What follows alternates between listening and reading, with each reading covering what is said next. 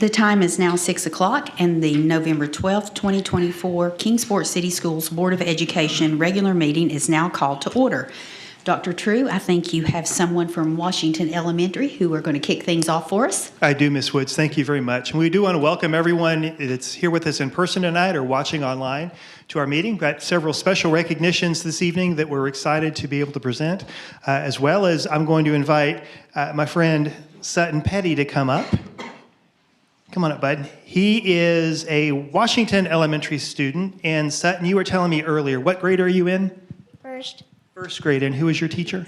Miss Harwood. Miss Harwood. So when you're at school, what would you say is your favorite thing to do at school? So we can kind of get to know you a little better. What do you like to do when you're in her class? Recess.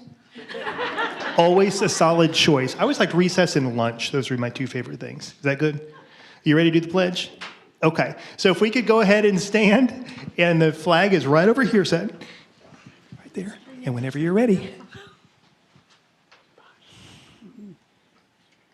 I pledge allegiance to the flag of the United States of America and to the republic for which it stands, one nation, under God, indivisible, with liberty and justice for all.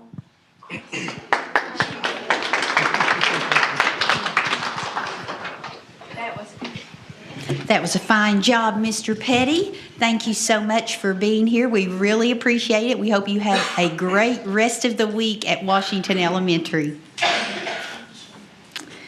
At this time, I'd like to ask for a motion to accept the agenda, which includes the consent agenda. Once the agenda is accepted, the board mutually agrees not to discuss any item of business or take any action that has not been accepted for the agenda. Is there a motion for approval? So moved. Second? Second. Okay, if you would cast your vote.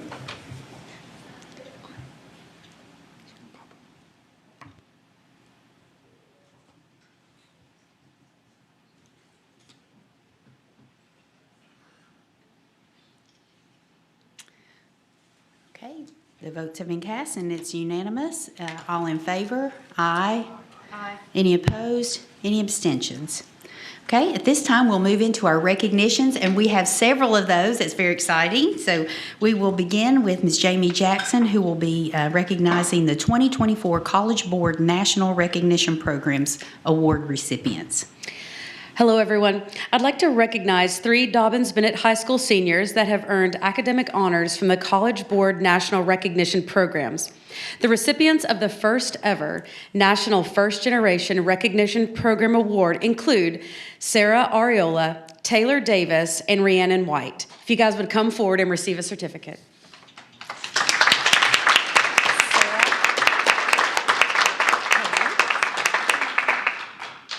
There you are, Ms. Davis. Congratulations. Rhiannon, there you are. Congratulations. I would also like to say that Sarah was also the recipient of the National Hispanic Recognition Award. We will keep her award for her and make sure that she gets it. The College Board National Recognition Programs celebrate the hard work of thousands of high school students nationwide to help them showcase their strong academic performance. For the first time, the academic honors recognize the first-generation students in addition to rural and small-town Black, Indigenous, and Hispanic or Latino students. This program opens college access for more students because many institutions use these awards for their recruitment efforts. This is not a scholarship program, but here is the criteria for eligible students. They need to earn a GPA of 3.5 or higher, score in the top 10% of state test takers on the PSAT or NSSQT, earn a 3+ on 2 or more AP exams. Way to go, guys. What an honor. If you all will just step to the over here with Ms. Jackson, we want to get a picture. And parents, if you would like to get a picture, by all means, please do that. You have earned that right. Congratulations, lady. That's a significant honor. We're very proud of you.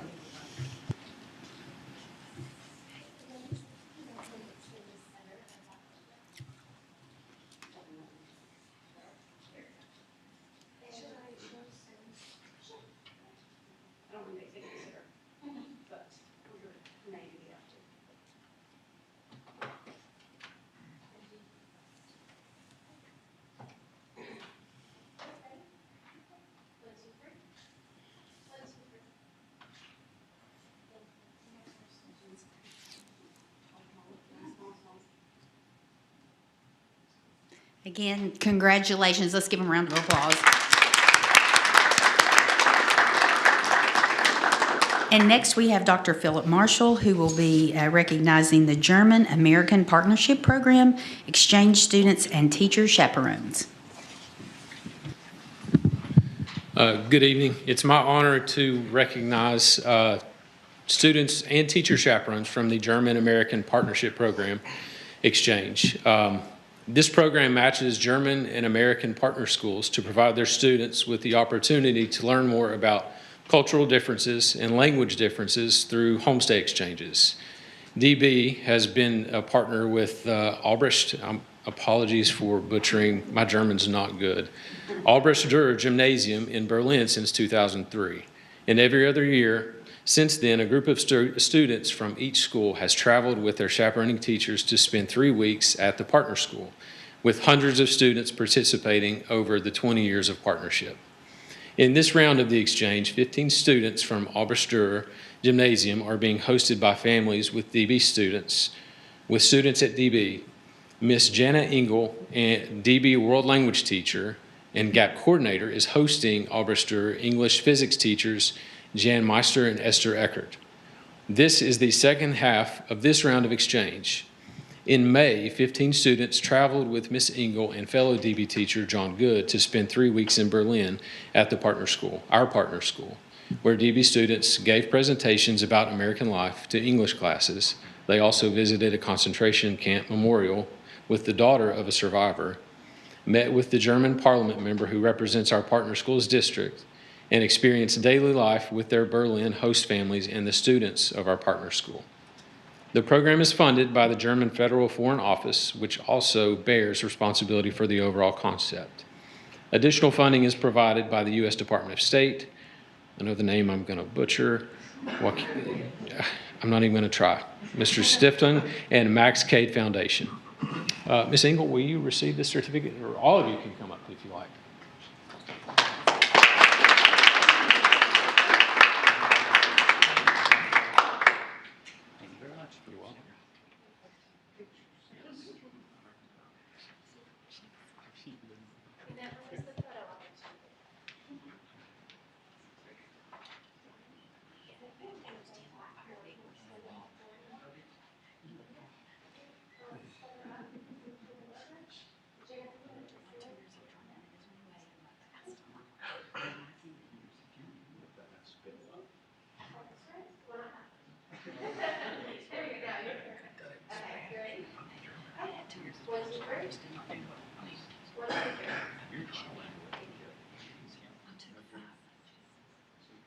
Again, congratulations and thank you, Ms. Engle, and congratulations, students. And I love seeing all the support back here also. Fantastic. The world languages is representing tonight. And now, Ms. Engle, don't get comfy because Mr. Golden will award Jana Engle the Joyce Ward Teacher of the Year Award. She buried the lead here, apparently. No, Ms. Engle, if you would please join me up at the podium, I'd like to honor you for the Tennessee Foreign Language Teacher Association of, it's an organization for foreign language educators in the state of Tennessee. Their goal is to promote and advocate for foreign language education in the state and to provide assistance and resources to those foreign teachers, for those teaching foreign languages at all levels. Each year they hold a banquet and award the Joyce Ward Teacher of the Year Award, and on November 8th of this year, you were awarded the Tennessee Educator of the Year.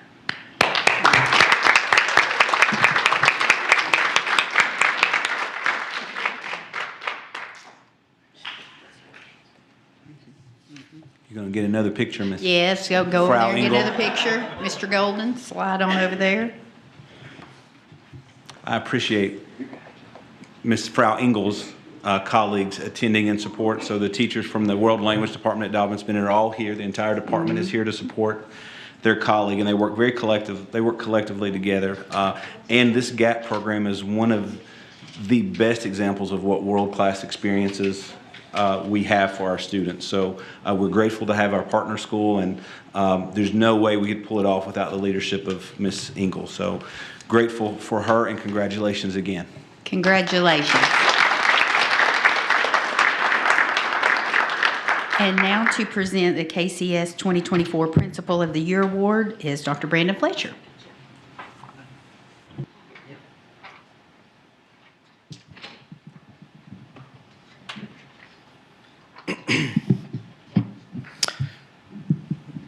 Good evening. On behalf of the Kingsport City Schools Board of Education, I would like to recognize Mrs. Shanna Hensley, the principal of DBXL, for being named the 2025 Principal of the Year for Kingsport City Schools. Ms. Hensley has been an educator for 22 years, with 21 of those years being with KCS. She has served as a kindergarten and fourth grade teacher, an associate principal at Johnson Elementary and Lincoln Elementary Schools, the principal of Kennedy Elementary School at Cora Cox Academy, and currently Dobyns-Bennett XL. Mrs. Hensley developed the vision of what DBXL is today, a program of choice for Dobyns-Bennett High School students which features blended learning with a one-on-one approach. Through her leadership, DBXL was awarded the 2019 Tennessee School Board Association's Award for Excellence in Education Program. And in the same year, DBXL was one of 6 schools in Tennessee to be highlighted in SCORE's publication, What High School Could Be report. DBXL was also featured in Tennessee STEM Innovation Network's Reimagining School Culture, a STEM school designation impact report where Vanderbilt University conducted an extensive research project of TSIN's effectiveness. Mrs. Hensley was instrumental in DBXL receiving the initial STEM designation in 2018 through TSIN and the Tennessee Department of Education. And in May of 2024, DBXL received a redesignation which will last through 2028. Ms. Hensley holds a bachelor's degree in early childhood education, a master's degree in educational leadership and policy analysis, and an educational specialist degree in school leadership, all from East Tennessee State University. And she is currently working on her doctorate in education leadership for ETSU and will finish in May of 2025. It's our pleasure. Congratulate Ms. Shanna Hensley.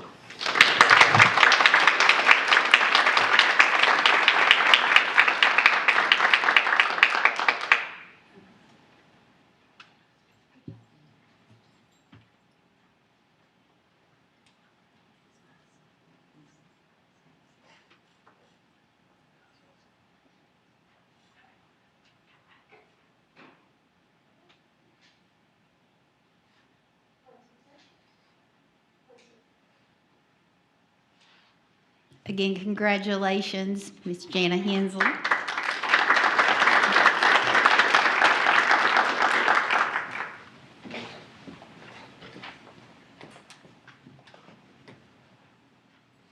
And now I have the honor to recognize the Supervisor of the Year for Kingsport City Schools 2024.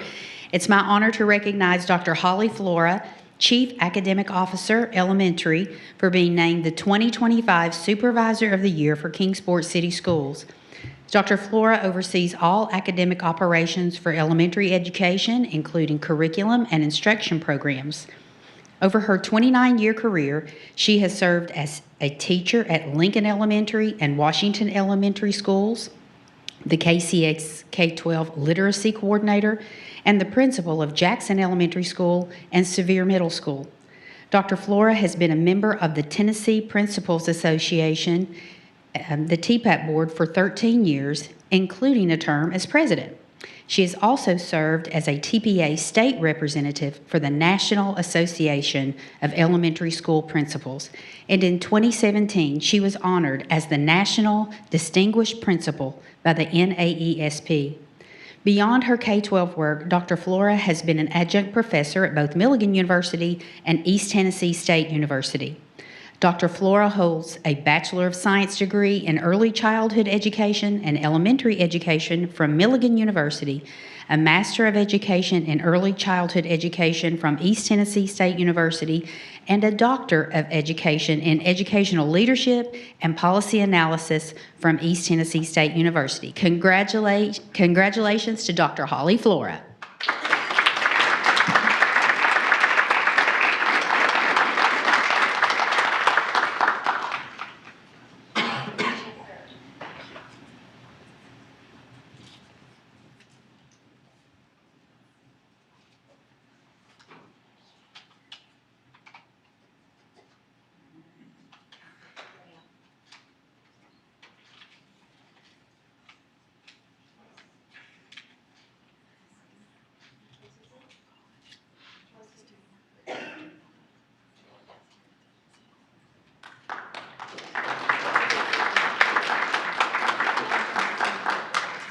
tell you that Mary Beth, she keeps us all in order, looking good as we can anyway. So again, congratulations, Dr. Flora.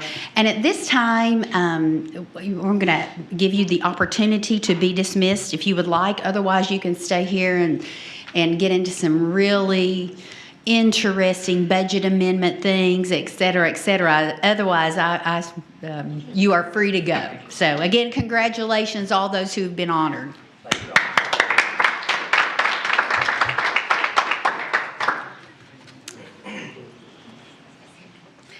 This is the time when members of the audience are invited to comment on agenda items. It is not the time to speak about personnel issues, as there are more appropriate ways in which these can be addressed. If you are not sure how to do this, please ask a board member after the meeting. In your remarks, you may not refer to students by name without permission from the parent or guardian. If you would like to speak on a topic not included on the agenda, you're asked to submit your request in writing to the superintendent of schools at least 3 business days prior to the scheduled date of the meeting. If you would like to speak about an item included on the agenda for this meeting, it's requested that you first state your name and limit your remarks to a maximum of 3 minutes. Okay, and so seeing none, we will move on to our business items, and the first item is item 5.1. Mr. David Fry, the approval of budget amendment number 2.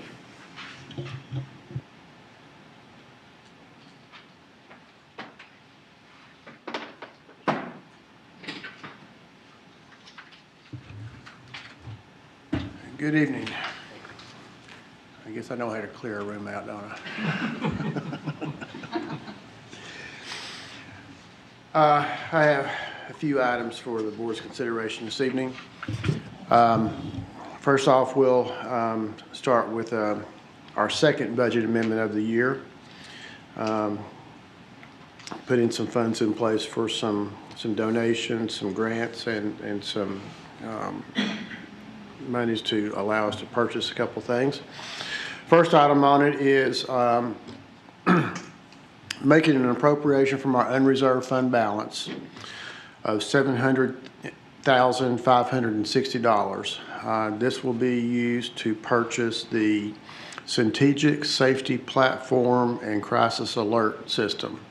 This is a system that allows our school staff, it's a wearable type badge type device that allows school staff pushing a button on this device to alert emergency personnel for situations that may arise.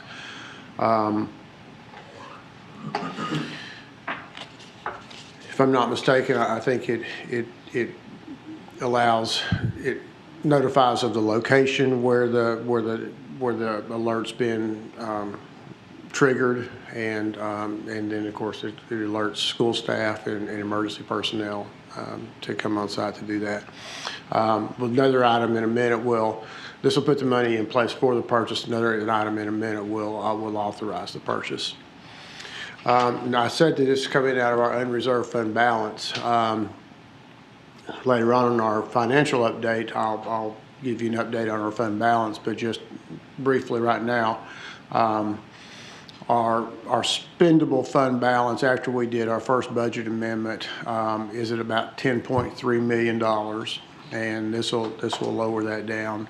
Well, actually about $10.4 million. This will lower that down to about $9.7 million, which is about double what I normally would recommend that we keep in our fund balance, which is about 5% of our operating budget. Second item, you approved on your consent agenda to accept a donation from Ballot Health for a reset room at Robinson Middle School. This is $4,500. So this will appropriate those funds into our budget in order to allow those to be spent. Will increase our revenue for other local revenue and increase the Robinson capital outlay account. Third item is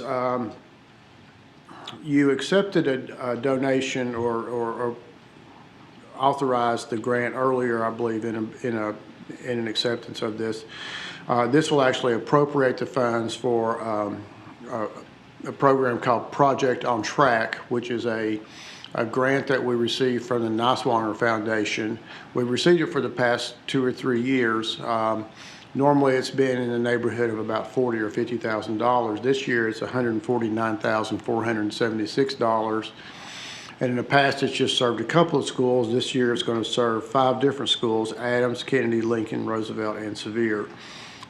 This provides for a high-dose, low student-teacher ratio tutoring program at those schools for certain identified students. And the final item is a donation from Nathan Morton that he has made on behalf of his sister. It's a Melissa's Hope Foundation donation in the amount of $85,000. This is being split between Sevier and Dobyns-Bennett. It is money to go in to supplement our special ed program to provide for some professional development, some special ed supplies, and special ed equipment. This is the second donation that Mr. Morton has made to Kingsport City Schools. Last year was in the amount of $200,000. So this is $185,000 that we'll put into our school special projects fund. It does a lot of good for our special ed program. So those are the items that I have on this particular budget amendment. I'd be happy to answer any questions that you might have. Okay, is there any discussion or questions for Mr. Fry? I'd like to thank Mr. Morton for this Yes. incredibly kind donation. That's a lot of money that'll go to a wonderful cause. Right. It will do an enormous amount of help in that, and I'd like to personally thank him for that. Yep. Okay, well then the recommended action is to approve budget amendment number 2 as presented. Is there a motion for approval? So moved. Second? Second. Okay, cast your vote.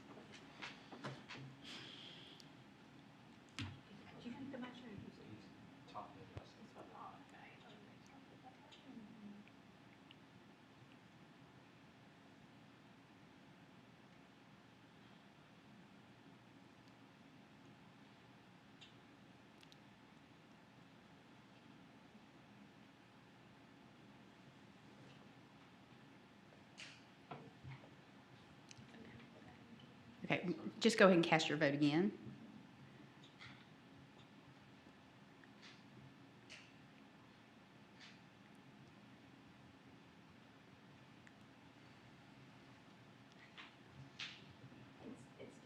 Okay, it's showing. Okay. Okay, unanimous vote. All in favor? Aye. Any opposed? Any abstentions? Okay, we'll move on to item 5.2. We'll stay with you, Mr. Fry. Okay, this is the approval to purchase the Centegix. Sorry. This is the approval to purchase the Centegix safety platform system. We will be utilizing the TIPS USA cooperative purchasing agreement to purchase this. The total cost of $700,560. Again, this is a system that equips school staff with wearable devices, allowing them to activate emergency alert with the push of a button. It can be used for medical needs, for behavior issues, for lockdown situations. When triggered, it notifies administrators and responders of the precise location of the event. So that's One question I had, I know when we talked about this earlier, there was a lead time of 6 to 9 months, I think. Is that still the case? for implementation? It's a very popular. I believe there is a significant lead time. I believe that in conversations that we've had, I think that, and it's not just a matter of getting these things in and having them, put the device on there. There is an installation process that happens and that throughout the schools. So I think that the delivery time is probably going to be in the latter part of the school year. Okay. I think we've talked internally that ideally that we'll have this up and running for the start of the next school year. Great. Okay. Okay, any questions for Mr. Fry? One quick question. Will these items be available at the preschool programs at VO Dobyns, since that facility is a little bit different than a traditional school facility? I'd have to refer to Mr. Arnold about that. Have we talked about putting that VO Dobyns? No, you haven't talked about it, or no, it's not going to be? It is. It is not included in that. That was not part of our. It's at 14. We can add it though. I don't think it'll be a problem to add it. We, without counting in my head quickly, I think we have a contract for 14 sites. Well, actually, if I look on the last page of this quote, VO Dobyns is listed there. Okay. Okay. Okay. Any other questions? Discussion? Okay. Then the recommended action is to utilize the TIPS USA Cooperative Purchasing Agreement to purchase the Strategic Safety Platform and Crisis Alert System from Central Technologies Incorporated for a total cost of $700,560. Is there a motion for approval? So moved. Second? Okay, cast your vote.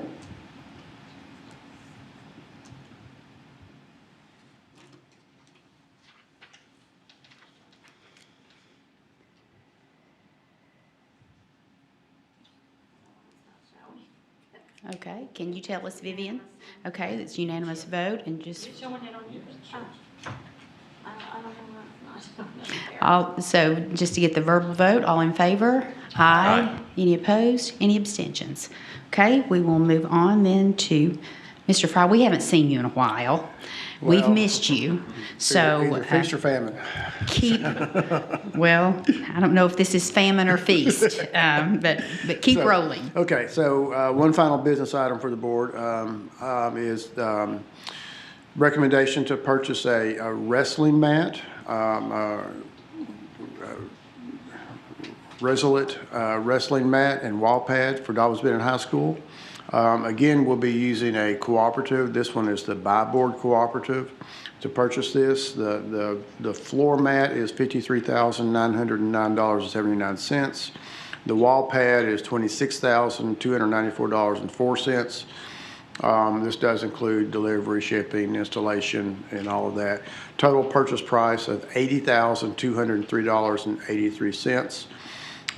We will pay for this out of money that's been previously set aside for a Dobyns-Bennett renovation project. Again, there is a significant lead time on this purchase. I'm not sure if it specifically says in the quote, but it's again lead time for the wall pad 12 to 16 weeks. Lead time for the mat is 32 to 36 weeks.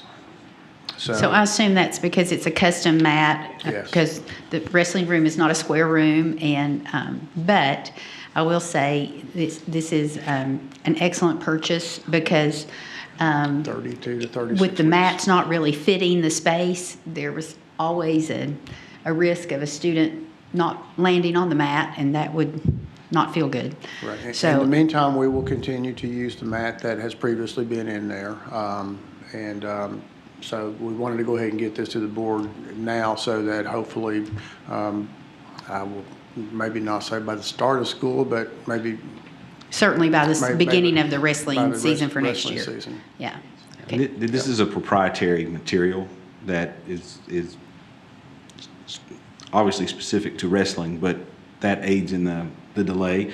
And the wrestling coach, team, boosters, athletic director were aware before that the lead time would be what it was to get this item. So they've planned accordingly for that. And I will add, we have a very successful wrestling program, so I'm glad to see that we can give them the items that they need to continue to be successful. So are there any other questions? Okay, any discussion? All right, then the recommended action is to purchase a wrestling mat and wall pad from Resolite Sports Products for a total price of $80,203.83, utilizing the Buy Board Cooperative's purchasing agreement. Is there a motion for approval? Motion. Second? Second. Cast your vote.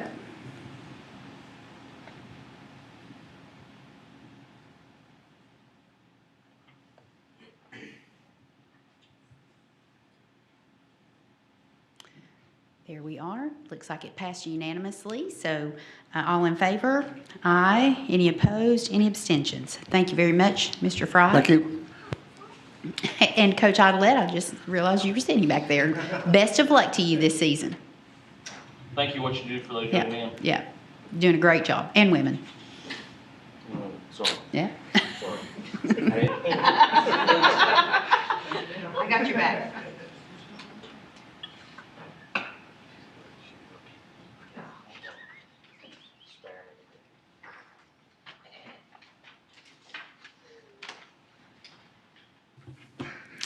Dr. True, you're here to present some policies. These are the policies we discussed at the work session. I'm bringing them back to you for approval this evening. Okay, so these have been discussed in our prior work session. If there are any other additional questions or discussion, now would be the time. And so, hearing none, the recommended action then is to approve policies on first reading as presented. Is there a motion for approval? So moved. Second? Second. Okay, cast your vote.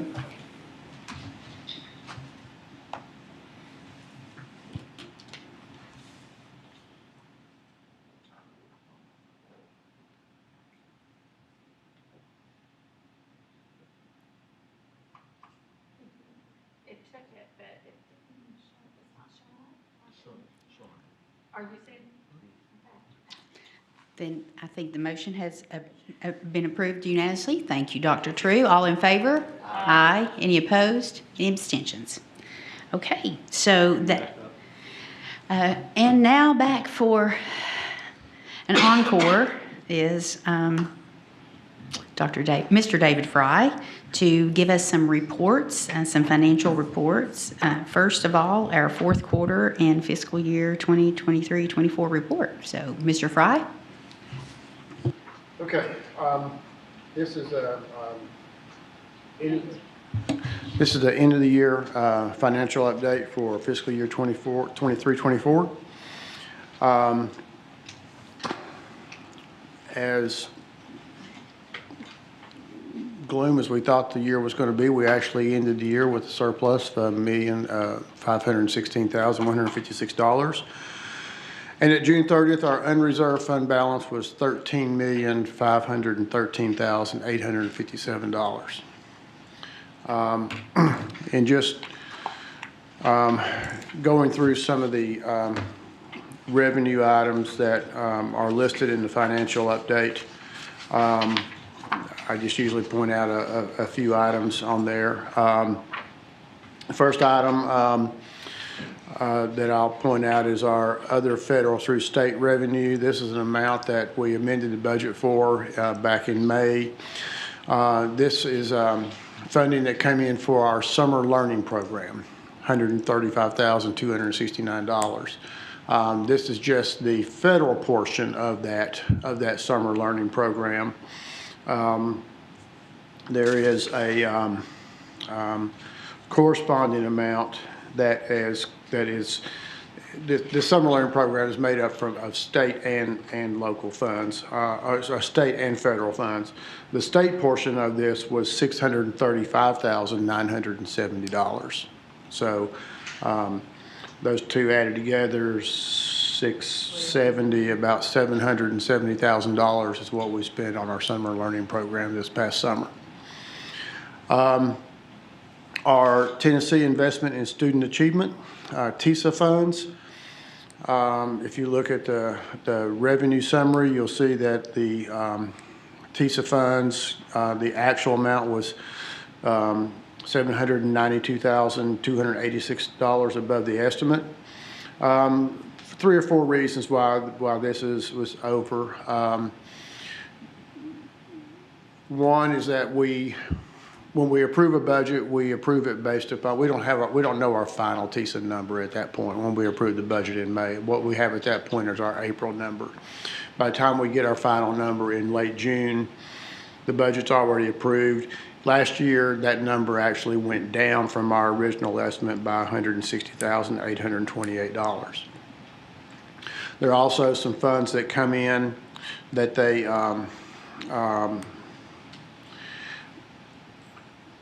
give to us they give to us on paper. So, for example, money for ACT funds. Those are monies that weren't included in our original estimate, but they make an on behalf payment to us where they say this is the amount of money that we spent on your behalf to pay for your ACT exams. That was $111,308. The main component of why we were over in that account was our outcomes funding.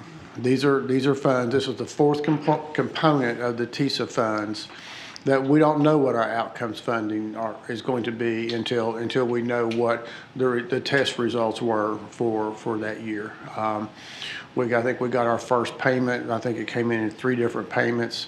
The first payment was, I think, I don't know if it was in December or January last year. But the outcomes funding was $775,866. So that was a significant, that money was not budgeted when we originally approved our budget. It was not, and we did not appropriate this money. So that's one of the reasons why we had the surplus of the $1.5 million is that we knew, we did not appropriate this money. We knew we were going to be short in the Sullivan County property taxes and Hawkins County property taxes, so we didn't plan to spend this money. So do we budget that in general? We did this year. An estimate based on what we received this year? Yeah. But if we exceed, if our outcomes are better than last year, then Right. so will our outcome funding. Right. Okay. Right. I don't have the number in front of me. It was about, well, I think our estimated revenue that we included in this budget was somewhere in the neighborhood of $750,000. And the final component, there was a late BEP payment that came in last year that it was a fairly insignificant amount in the scheme of a $100 million budget, and that money was recorded as revenue in FY24, $65,000. Again, the state monies, the major component of that, other state funds, we had $1,358,000. The main component of that was the $635,000 that was received for our summer learning program. And I know that some of the board members that have been here know that we, every year, another on-behalf payment that the state makes to us. The state pays for a portion of our teacher retiree insurance, but they make that payment directly from the state to the retirement, to the health insurance system. And then they come back to us and tell us, oh, we paid $365,000 for retiree health insurance, and you need to record that as revenue on your books and as an expense on your books. Then the other portion of this other state education funds is the new program for the paid parental leave. This pays for 30 days of parental leave after a newborn. It has to be taken within a year. This law went into effect in May of 2023. And so it was in effect for all of last school year. And the amount of funding that we received in that program was $356,126. So this pays for when a teacher, or it's not necessarily a teacher, but a person that holds a license. It could be a bus driver, it could be a nurse, it could be, it doesn't have to, if they're required to hold a state license to do their job, then they're entitled to this leave. And it pays for the salary or wages of that employee and their related benefits when they're off for those 30 days. It also covers the husband and wife if the husband is the employee. It's paid. It covers it's paid, him as well. It's paid parental leave. It covers both spouses, husband and wife. Does not have to be taken within 30 days following the birth of a child or the adoption of a child. It has to be taken within that next year. Can't be taken before the birth. It can be, but from the date of the birth for the next calendar, for the next year following the date of that birth, it can be taken at any time during that time period for whatever reason. At this point, I mean, it doesn't have to be for, I mean, it could be an individual just wanted to take off every Friday for the next year. I think that there might be some legislation coming up in this next session to maybe reel that back in a little bit, to put some parameters around that. Excuse me. Property taxes.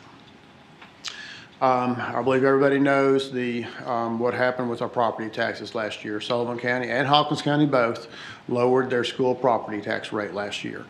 In this update, I'm saying that our actual amount came in $1,295,000 less than the estimate. Well, it was only $1,295,000 less than the estimate because we reduced our estimate by $2.1 million at a budget amendment back in May. If you looked at the comparison from one year to the next, the actual amount of decrease from fiscal year 23 to fiscal year 24 was $3.9 million. So we took a significant hit in our property tax revenue from fiscal year 23 to fiscal year 24. So even though that there's on paper a surplus of 1.5 million, there was actually a decrease of 600,000 overall because we adjusted down because the county was already cutting. Yes. Okay. So well, it's actually 3.9 million. I mean, right. So yeah. it's a 3.9 million cut. Just so Rick gets the story right, there's not a surplus of 1.5 because we had to cut by almost $4 million. We did. I mean, there were monies that, well, so the paid parental leave money that came in, we did not budget that money. That money came in, it offset part of that $3.9 million. The outcomes money, it offset part of that money. We had reserves set aside for TISA to help us out when we did our fiscal year 25 budget that we didn't have because we lost that money in this $3.9 million. There were some monies that we were going to spend a couple of $1 million for capital outlay for some one-time expenses. We did not spend that money because of this decrease. Right. So ostensibly, we still lost $2.4 million. Yes. Yes. Yes. And that certainly wasn't covered by what was suggested, that sales tax would make up the difference in $105,000. It's not really 2.5 I just want the million. public to be aware because they're going to hear this and say, oh, you're up 1.5. No, we're still down 2.4 because we cut the budget already by 2.4. This is windfall money that we did not realize was going and could not count on. So we're still overall, even with this windfall money, down 2.4 because Sullivan County and Hawkins both cut property taxes. And there are projects that we weren't able to do because of that. Capital I was projects gonna say that there were some significant capital projects that we had to put on hold because of this. We scrapped the Centegic project in the spring when we were finalizing the budget. Our plan was to do that long before the issue in Georgia.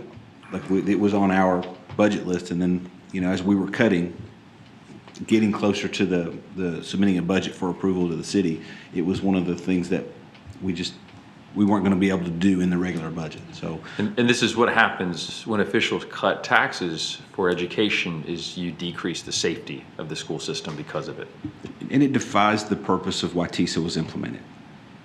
I mean, it took those monies that came extra through TISA, which we were using productively and in support of a strategic plan. It diminishes by that $2.4 million the benefit that the state and legislators had intended to build in for school system support. Exactly. Yes. So and we're grateful that our legislators, passed that to give increased funding, but then it was a wash from the reduction from the property taxes. So it's frustrating. I want people to know that elections have consequences, and they have to understand that. If you keep electing people that are going to cut, this is what happens to education. It continuously gets cut. And it's not just us. Sullivan County got cut. Bristol City got cut. And this is the ROI. This is the return on investment in a community, is we agree to pay the property taxes that we do so that we invest in the future, which is our children. And every time elected officials cut that funding, it has a direct effect on the future. Mm-hmm.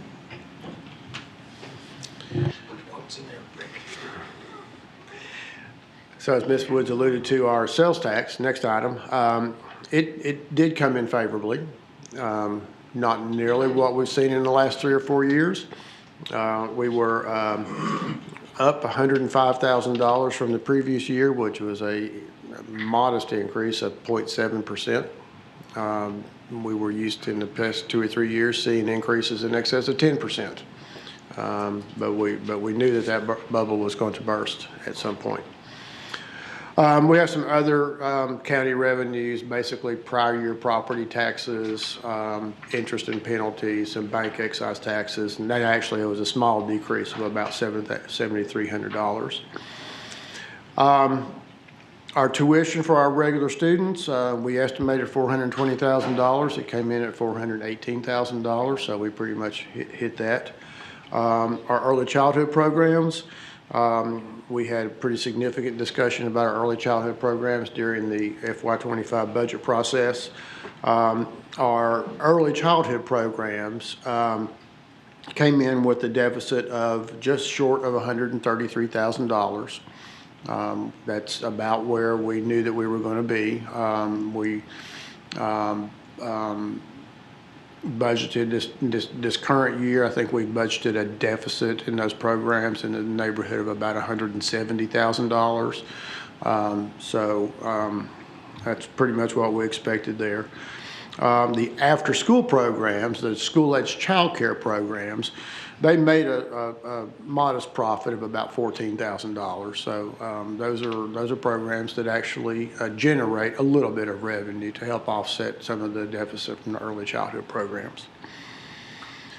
Other local revenues came in about $160,000 more than what we'd estimated, and the majority of that is due to some E-rate funding that came in excess of what we originally projected. We appropriated $3.7 million out of our fund balance last year. A part of that was carrying forward prior year purchase orders. We budgeted in our beginning budget $910,000 for our SRO program. We did not spend near that amount of money because of the grant that the city got to fund SROs. We did spend about $400,000 of that money on some equipment that the police department bought. We spent $776,000. That wasn't the total cost, but that's what we appropriated out of fund balance to put a new roof on the Tribe Athletic Complex portion of Sullivan North High School. This covered not only the gymnasium, but that eastern section of the building that goes from the gym back through the auditorium area and on back to where TCAT is currently being housed in the old vocational part of that building. And we appropriated $1.7 million, again, not the total cost, to complete the HVAC projects at Lincoln and Johnson Elementary Schools. And both of those projects, we've not paid the final bill yet, but both of those projects were up and running, new systems when school started.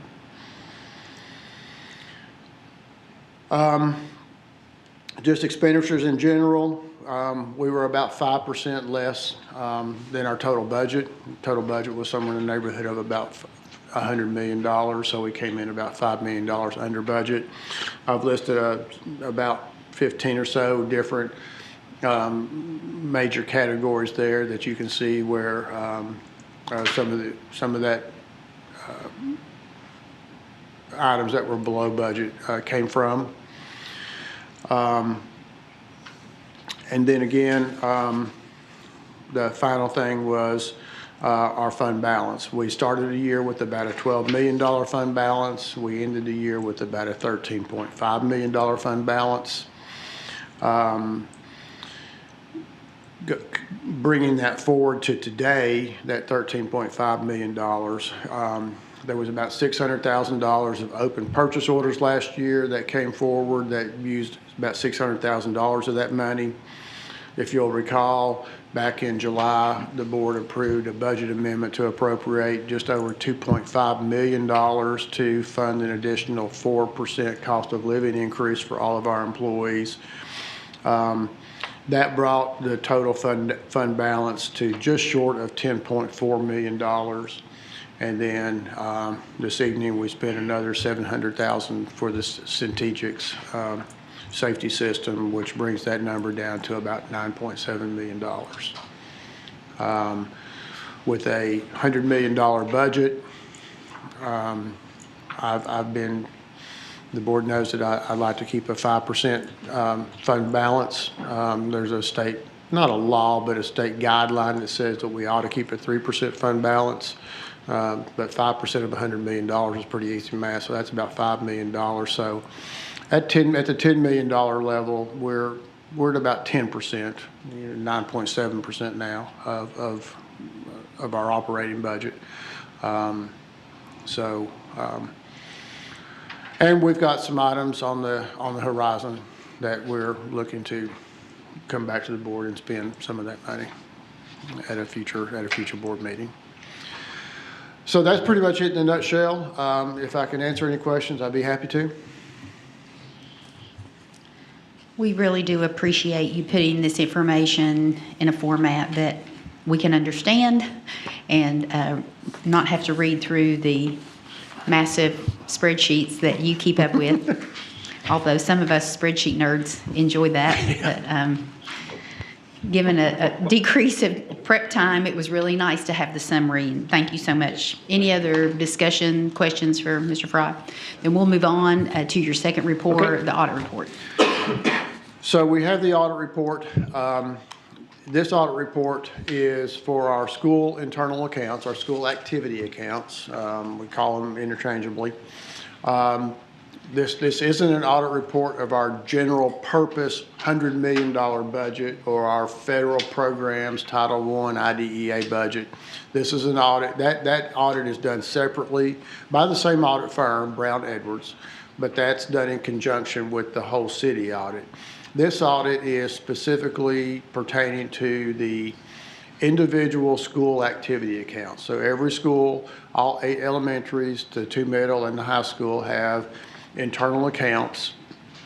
The school secretaries handle those at the elementary schools, and along with doing their attendance and doing procurement out of our general purpose budget. At the middle schools, there is a more dedicated bookkeeper to handle all of the school procurement and the activity funds. And then you get to the high school, and there are actually 2 individuals in the activities office that only do the school activity accounting. So, you know, at the elementary schools, this is a much smaller pot of money. Middle schools, it gets a little bit bigger. High school, it gets really big. So, like I said, Brown Edwards is the audit firm that has done this. They've done this audit since 2012. So this is the 12th year that they have done this audit. we contract with them in conjunction with the city of Kingsport in doing, this is a side piece of the overall city of Kingsport's audit. We had 4 schools this year with no findings. There is a Tennessee Internal School Uniform Accounting Policy Manual. It's a long name, but it's what governs all the rules around these activity accounts, and that's what the auditors use when they do their audit for this. You know, when we hire an elementary secretary, you know, they're coming as an elementary secretary. They're doing attendance.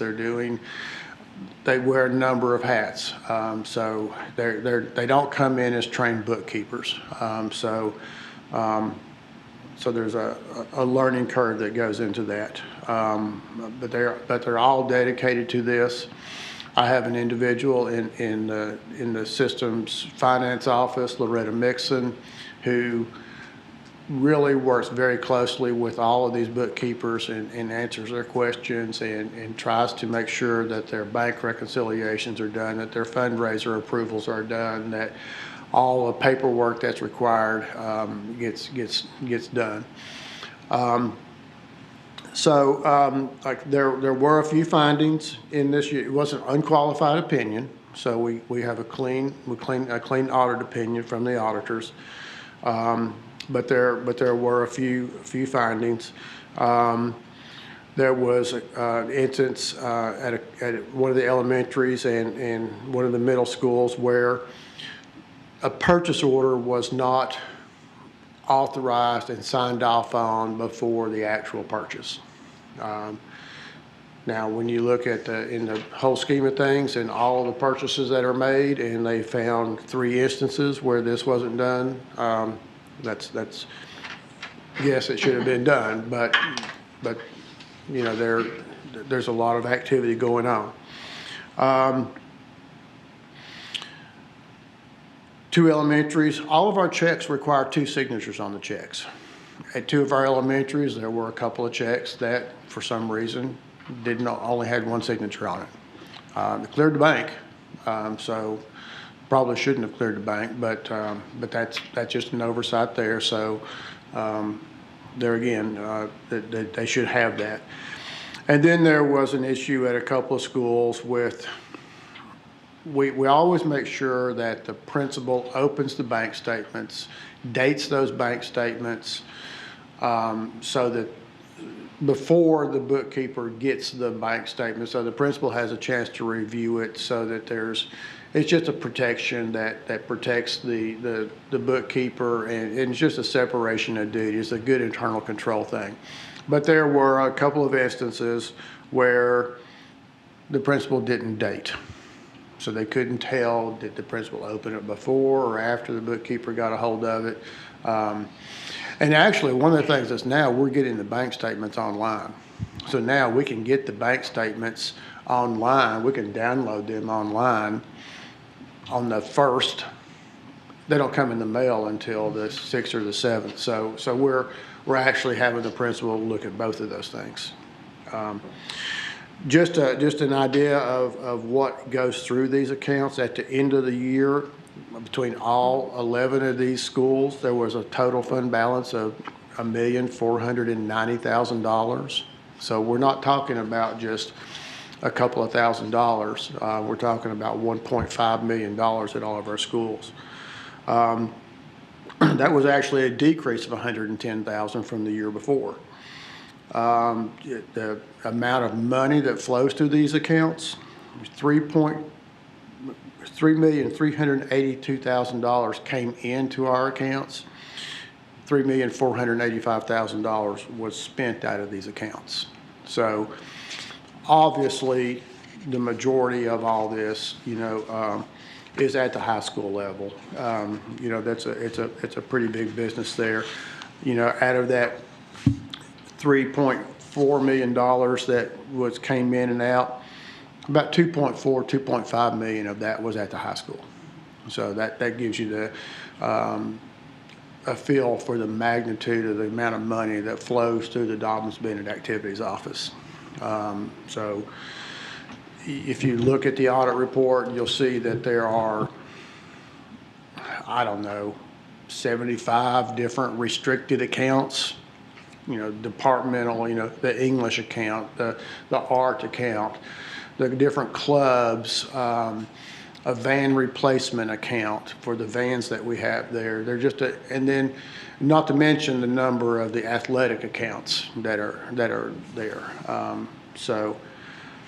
Christy and Tracy do an amazing job, and do. as do our other employees throughout the district. But to handle that kind of money, neither one of those fine, talented ladies are accountants, but they are really doing an incredible job. And that's why that there are two people that do this at Dobyns-Bennett, and this is all they do. They don't do the other city purchasing, what we call it, through our general purpose budget. They don't do any attendance. They do the school Dobyns-Bennett activity accounts is all they do. And they could probably use help. So. Okay, any questions for Mr. Fry? Honestly, it's pretty impressive to have those just very minor issues in the schools. So we were just at the state convention, and that is not the case across the state. Sometimes those audits don't go quite as well as these have gone. Okay, Right. Any questions for Mr. Fry?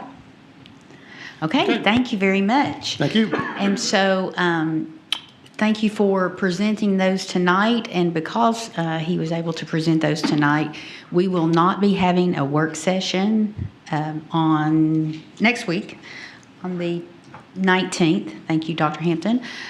So we will see, I know everyone's disappointed. We will see everyone for our next business meeting on December 10th. And then we will not have a work session in December, so we'll go then to January 14th for our regularly scheduled business meeting, and then our work session will be on January 28th. If there are no other questions or discussions, we are adjourned. Roll Tribe.